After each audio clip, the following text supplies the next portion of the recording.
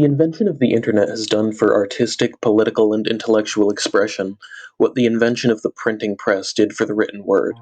It's easier than it has ever been in all of human history to transmit your ideas to others, connect with people you agree with, hell, even challenge your own beliefs. But this environment of boundless opportunity and soapboxes for all has given rise to a new, fascinating economic phenomenon: content. And what I mean by that is that content isn't just something people put out there as an artistic expression, much like the printing press enabling the production of paid newspapers, books to be sold to the masses, and much more. The internet has enabled companies and individuals to market their products better than ever before, and really there's no problem with that on its face. But regardless of whether you read a story on a page or have it delivered to you in a TikTok, the thing you're consuming is the story.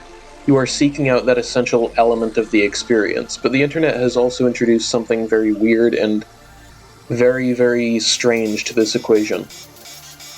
Back in the days of penny dreadfuls and other works of printed fiction, you might see someone advertising the property by handing it out, spreading the news, even like posting notices about it.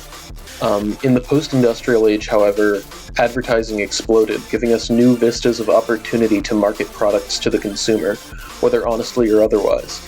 And in the early days of the internet, many of the advertising tactics used were the same: make an appealing product and advertise it everywhere, on forums, on social media, etc.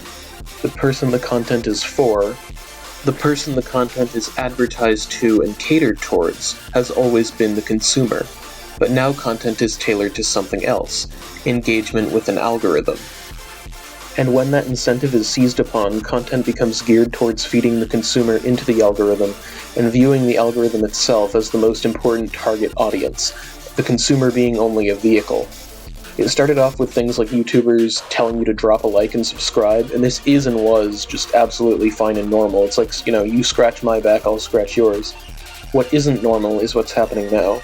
Content creators are exploiting the basest instincts, the most subtle swipes of your finger, to monetize and advertise their content. And the content itself barely even matters anymore. What matters is the engagement the content gets, and pandering to the algorithm encourages boosting the engagement by artificial means, leading to increasingly bizarre, off-putting tricks in modern media. This new wave of media is something I like to call post-content, not the phrase that you yell at your favorite YouTubers, but rather content after content.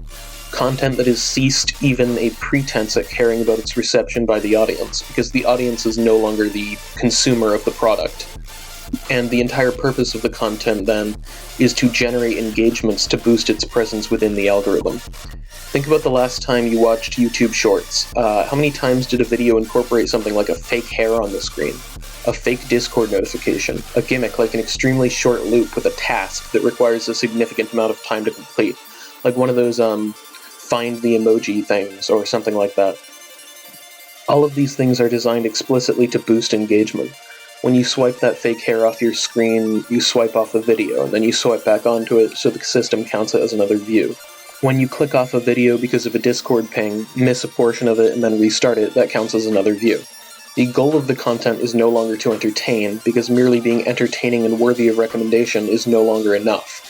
In fact, the actual content being presented is entirely secondary to the engagement-boosting tactics used within it. This is what post-content is: content which exists without even the slightest pretense at being for an audience. It is fine-tuned carefully and explicitly to cater to the algorithm, either by disrupting the viewing experience to boost views for the system, or by exploiting outrage to encourage interaction which is undeserved. How often do you see YouTube Shorts where the creator horribly mispronounces a popular YouTuber, actor, or celebrity's name? I'd like to bet that you've seen quite a few by now.